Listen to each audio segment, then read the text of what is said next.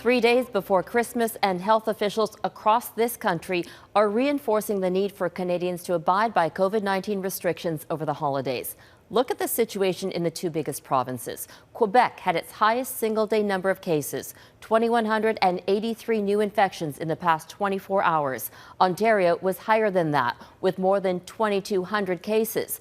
And that province has set a new record for people needing critical care. Ontario now has the most people in intensive care, 273 patients. Compare that to the highest point during the first wave, 264 people then. Ontario's most recent modeling suggests the number of ICU admissions for COVID-19 would top 300 by the end of the year. To put that in perspective, surgeries in the province need to be cancelled when ICU beds are filled with 150 people. Canada remains on a trajectory for an even stronger resurgence over the next 2 months, and this is a perilous time. Canada's top doctor says a rapid spreading variant of the novel coronavirus found in the UK has not yet been discovered in this country. The federal government is working with provinces to monitor it, but as Mike Le Couteur explains, there are concerns about our ability to track and limit its arrival. Is there a probability that this could enter in Canada? Yes. Canada's top doctor believes the new variant of COVID-19 spreading fast in the United Kingdom is already in other countries. Dr. Theresa Tam says after analyzing 25,000 tests in Canada, that coronavirus mutation hasn't been found here yet. But the search continues. We are going to be targeting enhanced sequencing efforts to the sort of high probability samples, like from travelers. So that's, obviously moving forwards. That's part of the strategy as well. The federal government is partnering with provinces to continue that work, but some researchers say this pandemic has exposed the need for more surveillance and genomic sequencing capacity. This is infrastructure, it is people with the expertise to do the data analysis, and it's about sustainability. So this is not something that, that we can, sink some money in and then walk away from.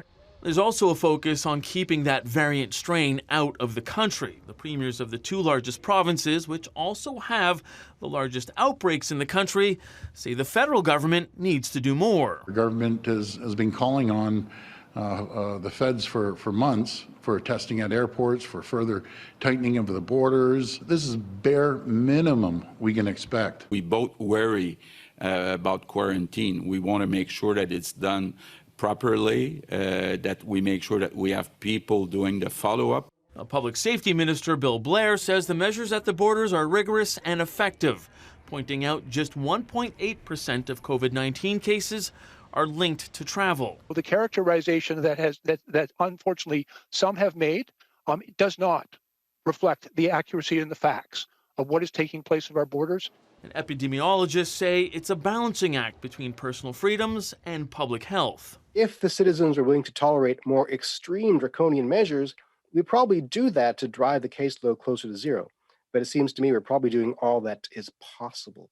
Including when it comes to vaccines. Health Canada now has all the data it needed from Moderna.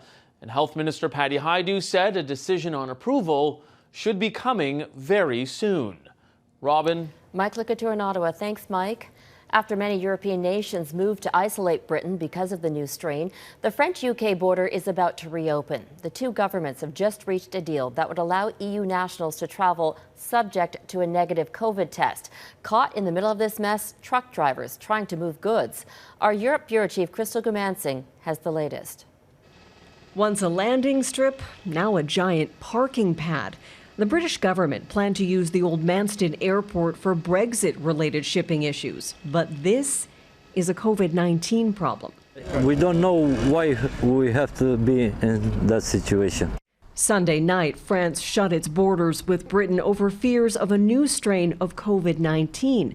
The move stranded drivers who for months have been hauling goods between the UK and France. The Road Haulage Association says drivers are being treated inhumanely. The European Commission is calling on all EU nations to reopen borders. I've been stopped for 3 days, he says. We're asking for a solution, something that they can tell us that will help us. Testing of all drivers could get goods flowing again, but that will take time. It's estimated more than 2,000 truckers are lined up on highways, parked at service stations and rest stops.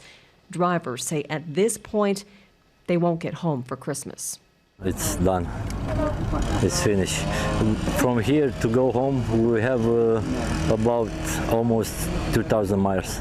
Shoppers could be hit as well. Two of Britain's largest supermarket chains, Tesco and Sainsbury's, says delayed deliveries could lead to some items not being available.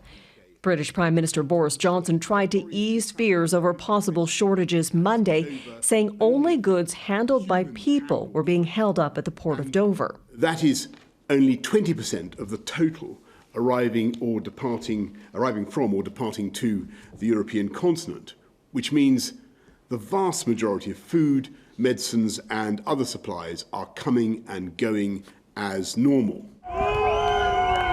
With another day of work lost, a crowd gathered near the port of Dover. They booed and yelled into the night, sidelined by a virus they can't control. Crystal Goomansingh, Global News, London.